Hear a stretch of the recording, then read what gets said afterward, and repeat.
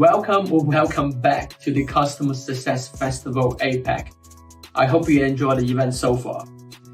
Before we dive into the next session, again, I would like to express my sincere gratitude to all partners and speakers. We cannot do this without you.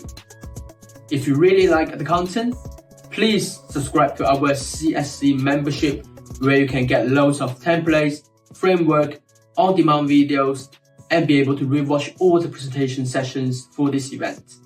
So head over to customersuccesscollective.com and treat yourself there. So sit back, and here's the next session.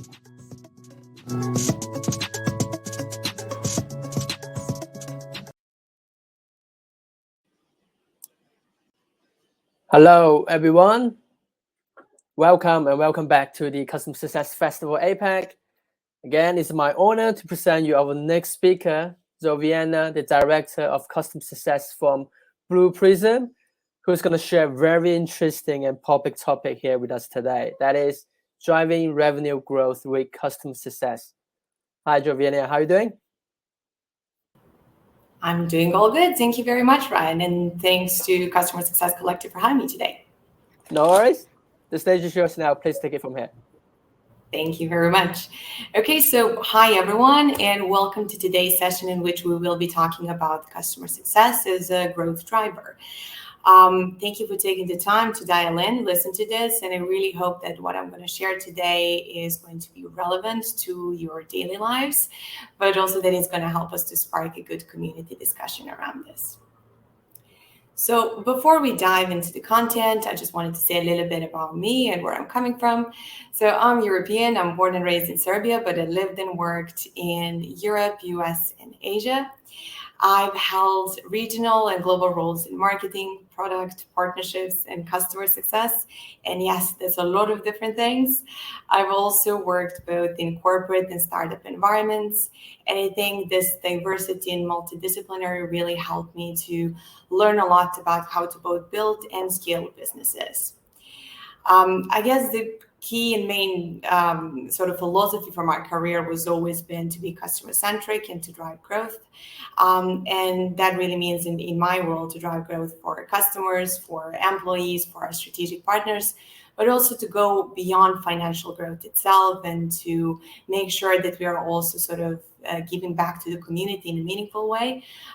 Therefore, the Tech for Good is really a big theme in my career, and I'm trying really hard that in all of my roles, that is an underlying pillar for what I'm striving to achieve. Right now, I am in Blue Prism. Before that, I was working across different tech verticals, so starting from telecommunications over to ad tech, customer data platforms, and right now in Blue Prism, what I really do is intelligent automation and applied AI. And I'm currently helping Blue Prism strategic customers in Asia Pacific region to build and grow the value of their digital workforce. So that was a little bit about me, and now we can actually get started and look into what we have ahead of us today. So today's story is actually going to be split into two components. The first one is all around defining the value of customer success, and on the back of that, figuring out how to measure that value. And then I would say more exciting second component that is all about driving the revenue with customer success. So actually looking into already strategies and practices that we can use to drive the value. Okay, so let's get started with the definition of the value of the customer success. So basics really. Okay, so first, the big question we need to address hands-on. Relationships or outcomes. I feel like there are always these two schools of thoughts in customer success, arguing where is better to put our focus on building relationships or achieving outcomes. In my opinion, and I have a very firm opinion about it, customer success needs to go beyond making our customers happy. Yes, product needs to work. That's a hygiene factor, but also our customers expect us to help them to achieve their desired outcomes. And it's a big thing. If we don't help them to achieve those outcomes, they will simply go and ask for other options, and they have all the mobility in the market now to do so. So in short, I feel like relational is very important, but it's definitely not enough. And we need to go beyond that if we actually want to keep our customers not just happy, but also successful.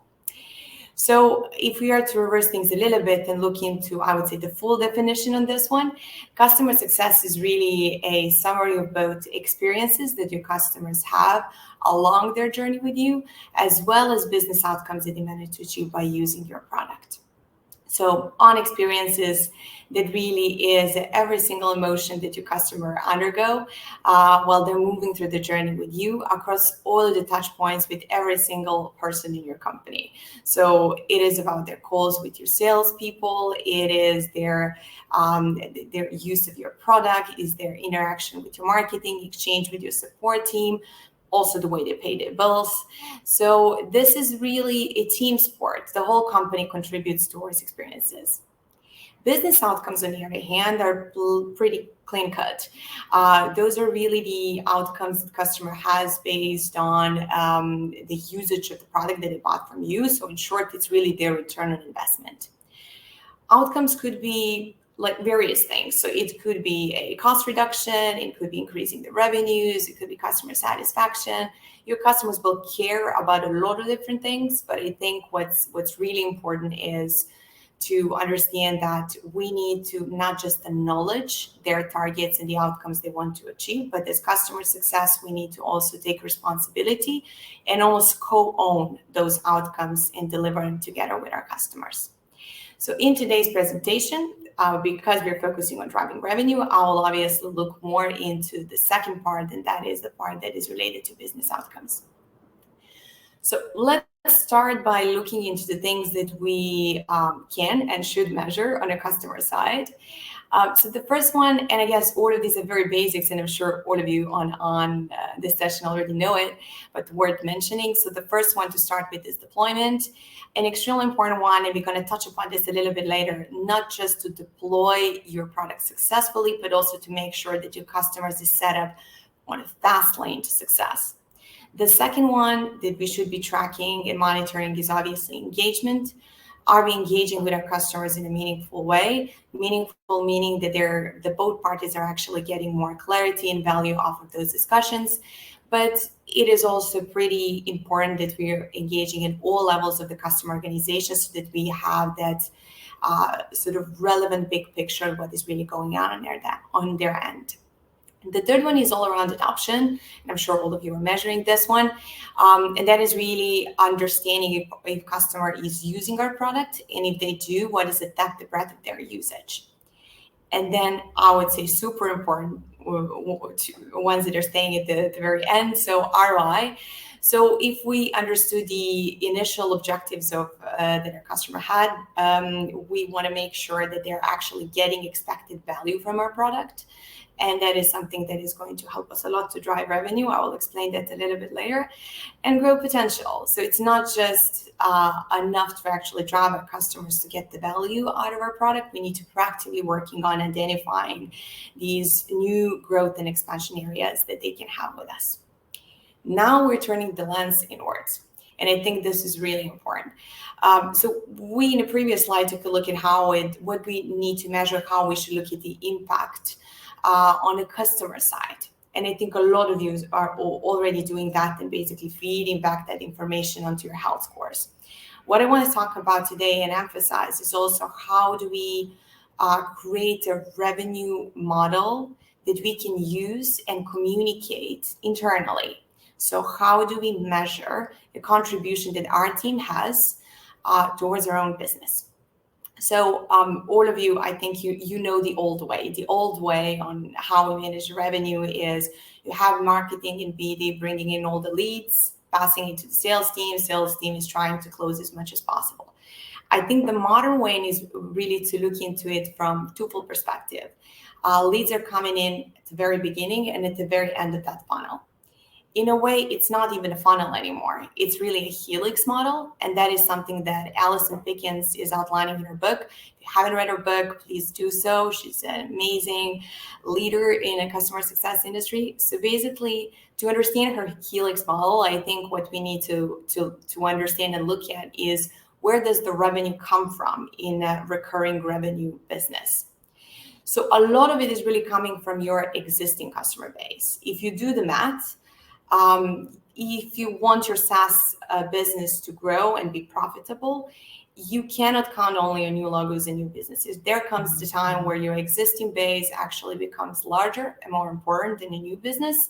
And this is the time where you need to sort of start truly using this Helix model. So the model is all about understanding what does it mean to have a successful customer. In this model, having one successful customer really means that you're going to get the 3 leads out of it. So 3 leads in a sense that the first one is a lead for renewal that your customer will renew, and with that you're protecting your existing ARR. The second one is the lead that you're going to get in the expansion from the same customer. So it could be one expansion lead, it could be more expansion leads, new product lines, new market, new business units. And then the third big lead that you're going to get from the same customer is their advocacy, meaning their willingness to advocate for you, to speak on your behalf, and to champion for your product and bring you new logos. It could be 1 new customer, it could be 3 or 5, but if you do the math, that is potentially, exponential, but also pretty cheap growth that you can achieve if you're using this model. So why is this a Helix? It is really a Helix because if you think about it, with this model, you're not just looping around, renewing the recurring revenue, you're also looping around and going upwards, expanding the revenue that you get from your customer base.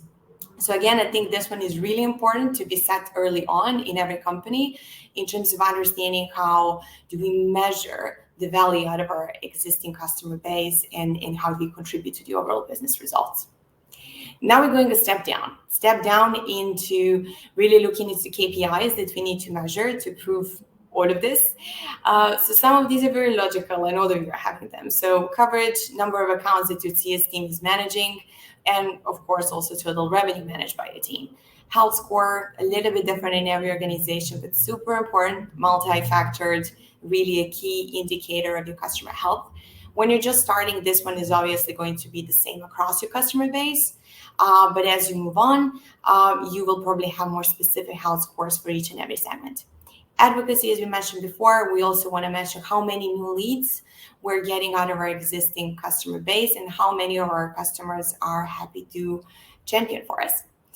And then hardcore measurements on renewal, expansion, and logos as well.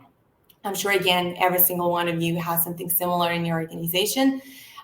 Renewal rates is pretty self-explanatory. I think on expansion side is really important to use net dollar retention rate because it takes into account the eligible ARR for renewal, but also sort of putting that in relation to what is your new contract value. So taking into account also expansion and downsell and churn and everything that happened in the meantime in terms of development of that account. New logos, honestly, we're just starting with this as well, but I think it's a pretty exciting thing to measure. Same way as business development team is measuring their leads that they're bringing to sales team, we should be also tracking and measuring our leads, the leads that are coming out of the existing customer base back to the pipe. So just very briefly, to finish off this first component, how to do this right. I mean, this all sounds completely amazing, but in reality, we all know that it's extremely hard to actually put some of this in action. So what I would say based on my experience is that it's really important to start with a few measures. Do not overwhelm your team with a lot of data points.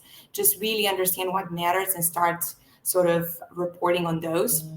So just what I've shown in the last couple of slides, I think is a good enough start. That should give you a relatively good idea on the contribution of the CS to the overall business. The second thing is don't wait for perfect data. It's never going to be the right time. And the sooner you start, the sooner you will actually start building up that data model, and you will be able to actually extract way more as you go. Focus on actionable insights is super important. Like you want to, as we saw on the first sort of slide on how we measure things on the customer side, we want to make sure not just to get those signals in, but also to have appropriate actions for it. So if something triggers the CTA in the inside, then you also make sure that you have a playbook for your customer success manager to actually address it with. Benchmarking is something that we use a lot, and that it comes with the maturity of your customer base. So the more data you have, the more you are able to also so the benchmark on it. That can obviously, so there's a lot for you to look into the segmentation and in a little bit more details on what is going on in your customer base. But you can also bring it back to your customer and show them where they stand in terms of their peers, industry, markets. It helps a lot to showcase that. And then the one that is usually overlooked, but the absence of data. So that is usually a pretty good signal if something is not going well. So if you have a customer that is not responding to your NPS survey or is not opening up your roadmap email, then you need to have, again, the CTA, where you're just gonna trigger basically an action based off of it, because it's probably a churn risk on your end. The last two are really about, the elephant story, the blind people touching different parts of the animal, thinking it's a different thing. Well, it's the same with your data. If you want to have a relevant idea on what's going on in your customer side, you really need to slowly start integrating all of these different sort of data sources. So your support tickets, your gain sites, your Salesforce, and many other things, marketing system, so that you can have 360 customer view. Again, super tough in reality. So try and automate where possible to make it easy for your team to actually look into this cohesive data. Now we're getting into the meat of this presentation. So the actual strategies and tactics that you can use.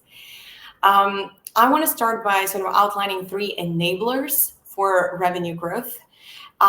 It's not really something that you would think it's super directly connected and logical, but it really is. Those are the 3 main drivers. So it's customer segmentation, it's a journey, and methodologies that you can use. And then on the back of that, we will look into the retention, expansion, and new logos. So let's start with customer segmentation.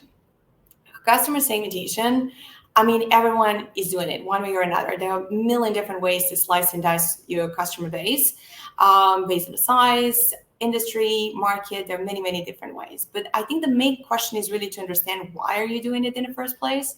And this is a learning I got from my years of work at telco. Telcos are your pioneers, really, when it comes to subscription business, like way before SaaS, they were doing it properly. So in telcos, customer success is really called customer value management, and it makes a lot of sense if you think about it.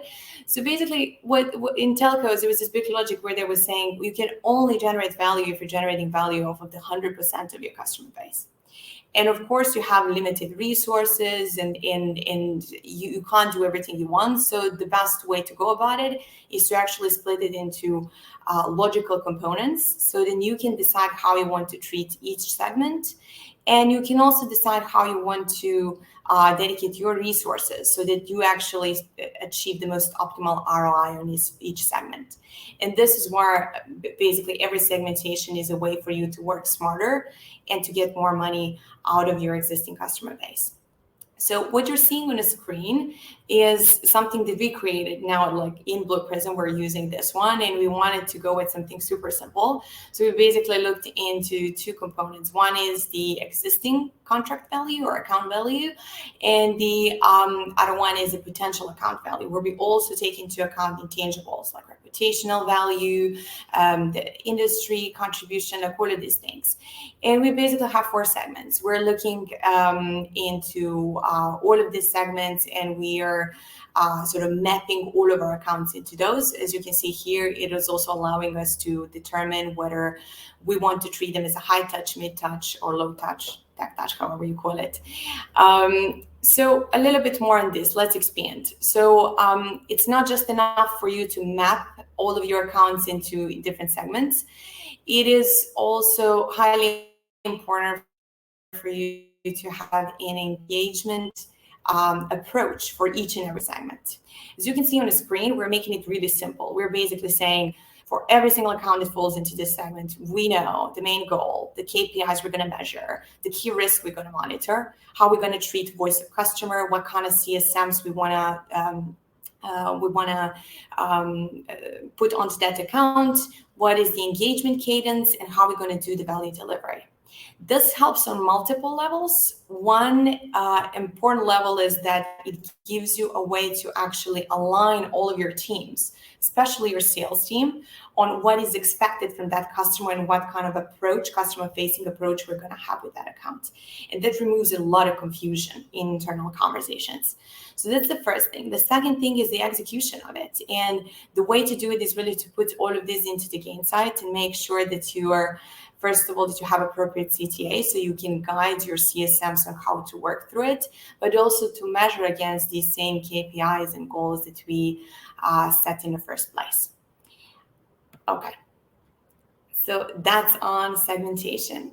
I'm going to touch upon journey a little bit. So journey is a tough one. And of course, you can get started with the journey that is more generic when you look into the the onboarding, adoption, engagement, upsell, and all of these things. But it really doesn't make too much impact on your customer if you do so. The really tough, notoriously hard work is to pay attention onto what is really happening with your product. So understanding what does it take to get customer onboarded, what are the key sort of factors for them to succeed with adoption, what are the key milestones for them to move from one phase of a life cycle to another.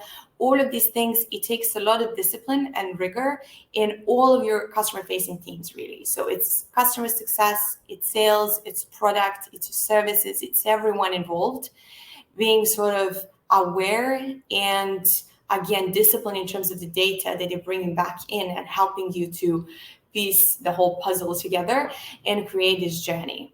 For us, really, and again, I'm showing a real example.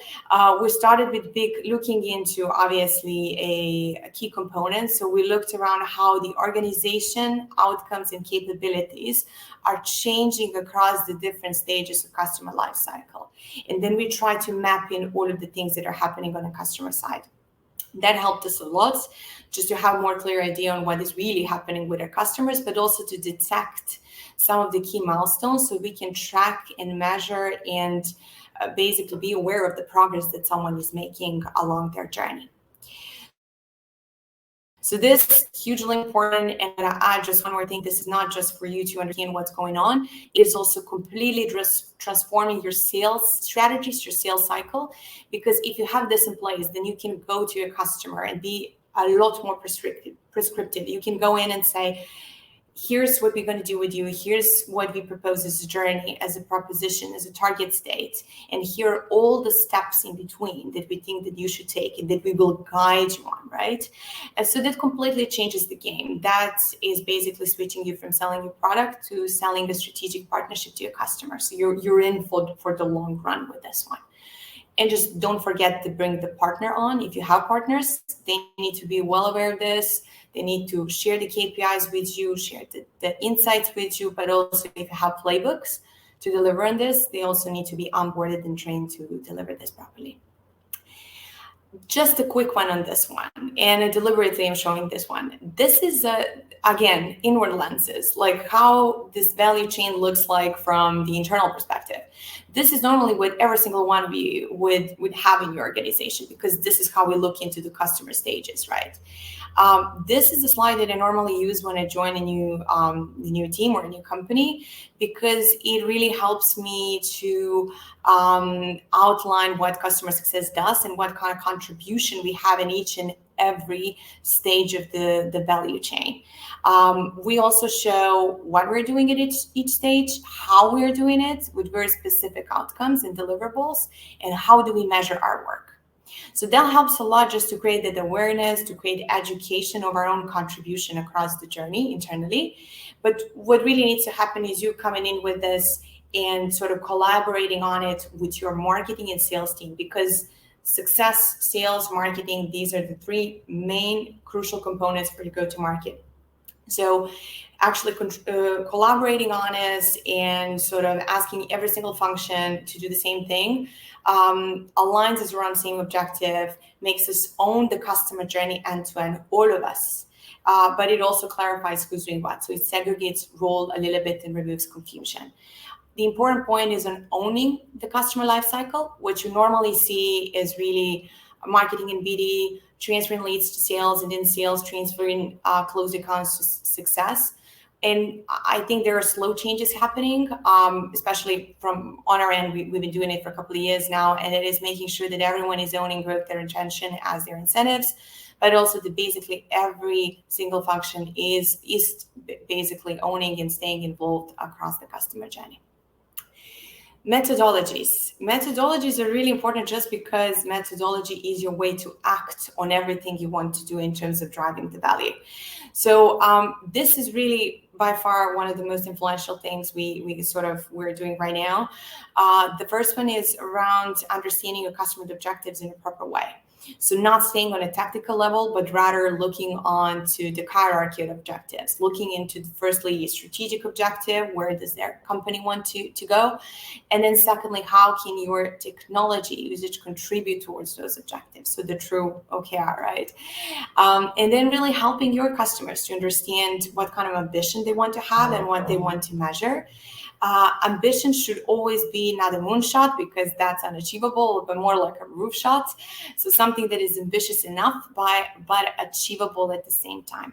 And on the back of that, what you really want to do is also make sure that they're going to attach measurements on the back of those objectives, because in a lot of cases, your customers are not really aware what to measure, and you need to be a little bit more prescriptive, helping them at the very beginning to attach measurements to their goals.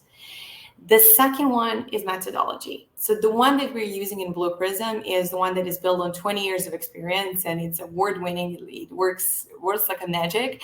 But it is really looking into not just into our product, but the overall operating model on a customer side. So we're looking into the vision, we're looking into their organization, their governance, the pipeline, the use cases, their delivery methodology on how they actually make a use of our product, but also how they look to organize the team, how to look onto people, upskilling, and all of that. And the last but not the least, also how they look onto their maintenance or support model. So this one is helping us a lot, because we use that methodology to not just sort of decide how we want to drive customer in terms of best practices, but also to assess their current state. So we basically assess where they are across all of these different pillars of the operating model. We identify gaps, comparing to the industry benchmark or market benchmark or their peers. And then based on that, we're able to actually create a success plan or the action plan with very specific actions on what they need to do, what they need to perform on in order to achieve the target state. Now, on implementation, which is the third bit here, it sounds logical, but it's actually a super important point of failure for a lot of customer success organization. So it's really important for the team to have a very clear idea on the first two, the objectives, the methodology to use when they're creating a success plan. But then you also need to make it easy for the team by providing playbooks on how they're going to action on all of this. And that is another way to extend your customer success beyond individual contributions and to actually make it scalable, even tech touch. And at the same time, you want to make sure that your team is actually owning the implementation of it. So if there are multiple teams included in delivering the value to the customer, you really want to make sure that your team members are the ones owning this big picture, coordinating, orchestrating all the efforts on your behalf, and keeping a check on teams so that they don't get lost in technical challenges, so they keep the North Star on what really needs to be achieved. Okay, those are all enablers. This one, I'm just going to mention a simple one. I mentioned that we have 20 years of experience in a pretty robust methodology. You don't have to have that. And especially if you're starting with the small sort of businesses, you probably won't. But you can start building your methodology. You can look into the key challenges the customer have. You can look into the main best practices you need to create, and then you can start grouping it under people, process, and technology. And there you go. You're starting to build your own methodology little by little. Okay, so these things that we sort of covered are all enablers. And now we want to talk about our three things, and I only have 3 more slides, so we're close to Q&A. And that is, how do we really do it? So now if we go back to sort of what was the North Star of us driving revenue, and that is renewals, expansion, and new logos. How do we use all of these things, the enablers we set in place, to actually drive it? So again, in my experience from various roles that I used to be in, time to value actually matters way more than you think. The longer your customer is struggling to achieve that initial value from your product, the more they lose confidence and enthusiasm to actually use it at all. So being there, being very proactive in that first stage, the onboarding stage, being very prescriptive in it is extremely important. I think people underestimate how important your help is at the very beginning of the customer journey, especially if you're talking about strategic customers when you should actually do that hands-on. The first thing is understanding their objectives, as always, right? But then really helping them to set that bold vision, 5 years from now, this is where we want to be, but at the same time, helping them to scope their initial phase in the right manner.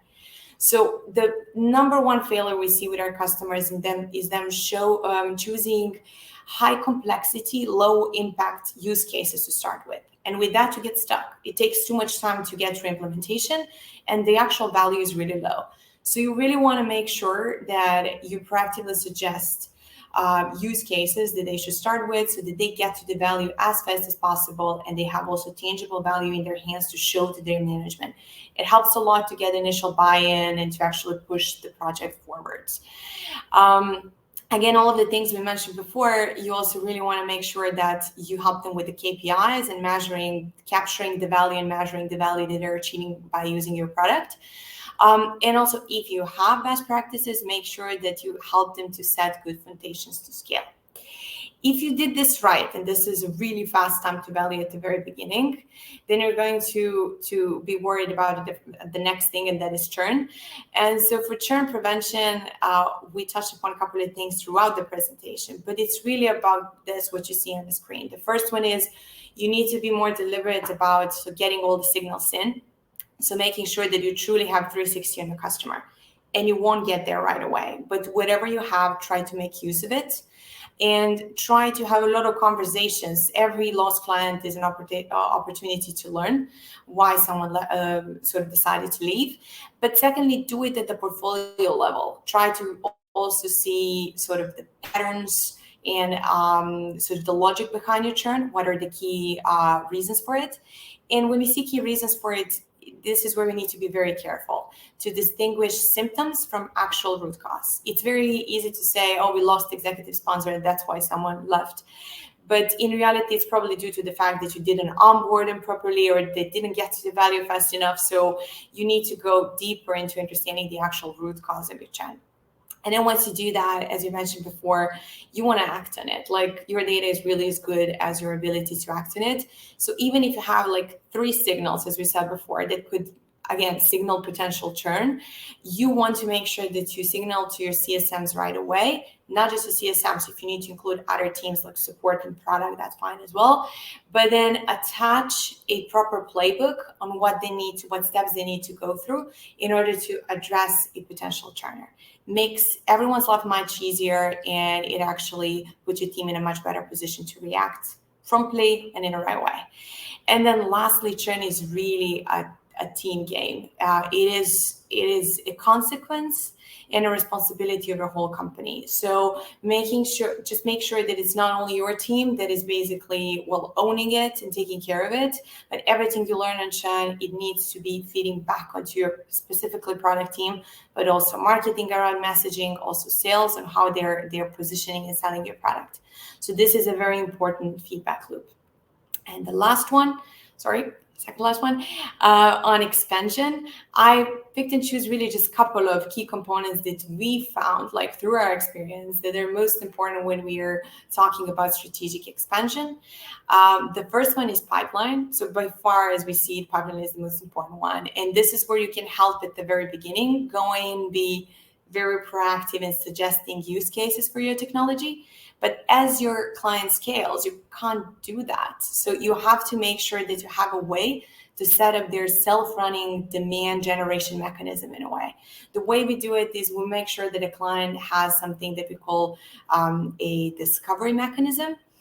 And did they do it? Did they basically democratize it, putting in hands a lot of their business users? So did we make sure the demand for the product usage is coming proactively?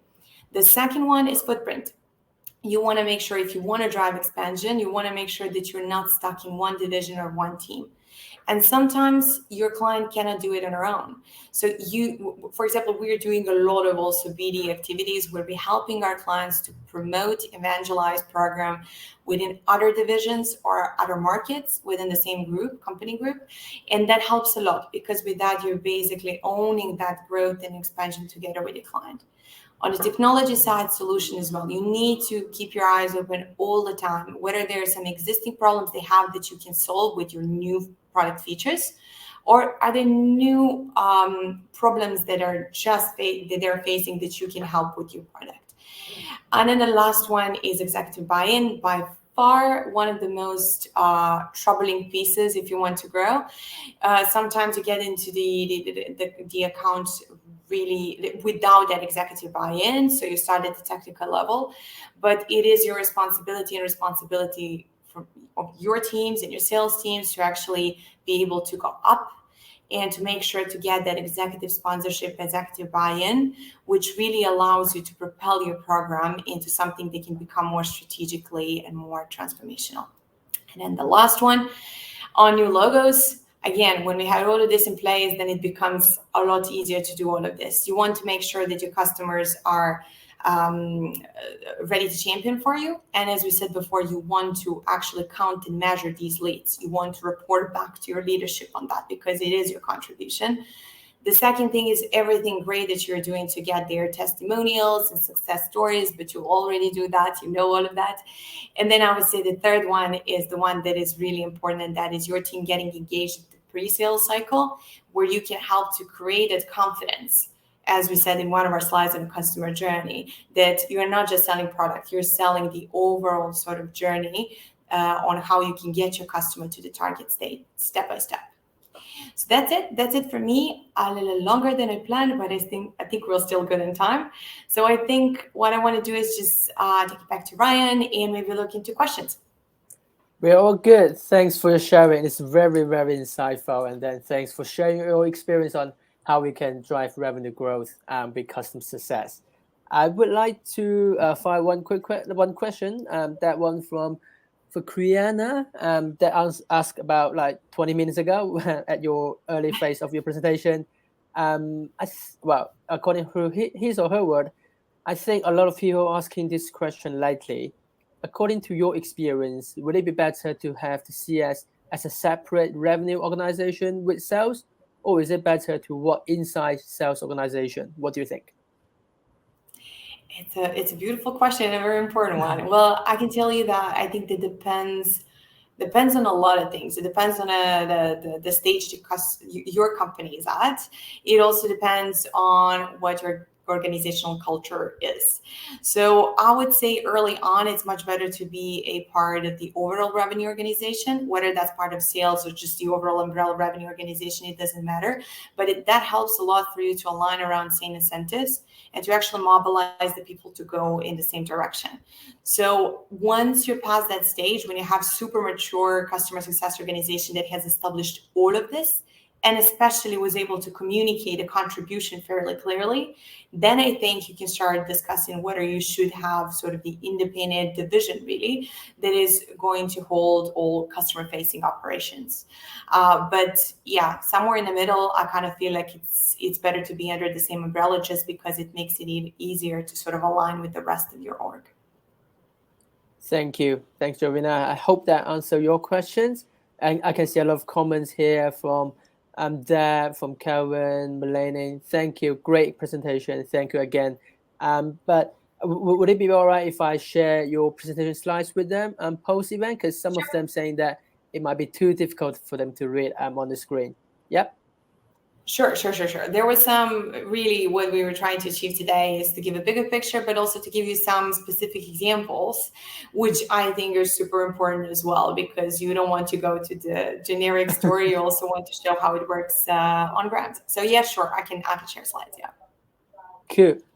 We got Neil here wondering, like with BP having a partner-led delivery approach, how to do to ensure customer success when, as an organization, you are not involved? How do you work with partners to ensure customer success? Great question and a tough one.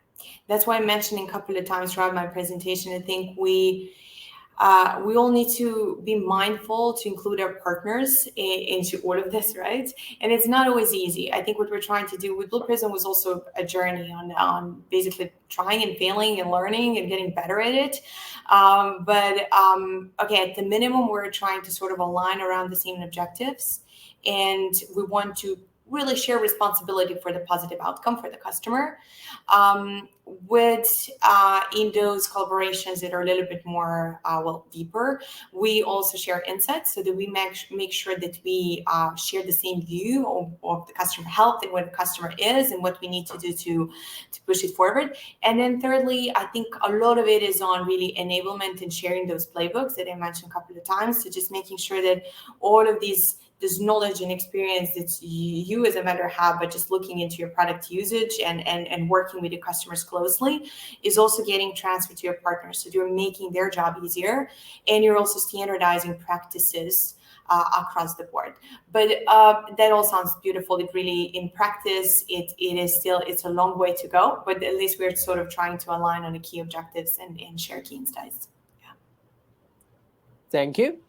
We also got Kevin here asking, how would you approach this framework specifically in a region as fragmented as APAC? One of the challenges they have as a business is supporting the customer in realizing their values post-sales, especially as English isn't a first language, for example. In your experience, it's a large footprint. How was your approach to mitigate churn as a result? I just want to, so Ryan, can I read through that once again? It was a long question. Yes, of course, of course. Okay.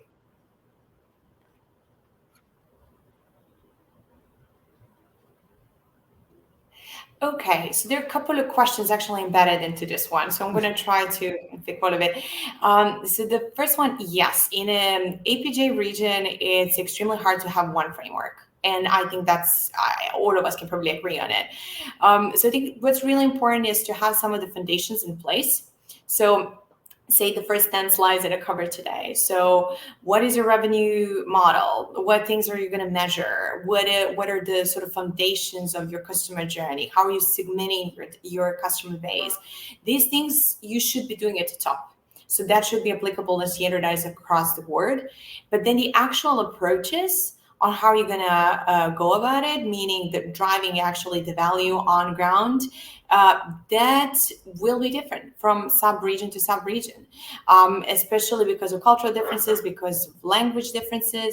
You need to open it up for that sort of interpretation for each and every sub-region team to have their own way to get to results. That also means that the customer journey, you won't have one customer journey. You will have one which is almost like a mainstream customer journey, and then you will have the ones that are sub-region specific. And that's completely okay. I feel like those things, as long as you keep the North Star, you have the same revenue model, you're measuring the same things, you're on the right track. You need to allow for adaptations in this region because that's the only right way to go about it. Thanks, Joviana. I think you got a lot of compliments here from Wayman, and this is one of the awesome sessions throughout the festival. We got a fan for you called, I think it's Nathan. This is the best presentation of the day so far. So thank you for sharing your experience and doing this presentation with us. I will have to cut it off for now as we are running out of time. But please feel free to join us for our future sessions for the rest of the day and tomorrow. I'll look forward to meeting all of you here. And then if you have any sort of other questions for Joviana here, I'll say you can connect with you directly from LinkedIn, can they? I suppose they can? Absolutely. Yeah, just hit me on LinkedIn. We can also connect in the community, Customer Success Collective. So wherever you guys feel comfortable, let's continue this conversation. Yeah. Sounds great. I'll just post the CS community link here so everyone can join in and say hi and ask questions. And once again, Perfect. Thank you, Joviana. Thank you all so much. Thank you all for tuning in today. I'll see you guys soon. Take care. See you all. Bye. Bye-bye. Thanks, everyone. Take care.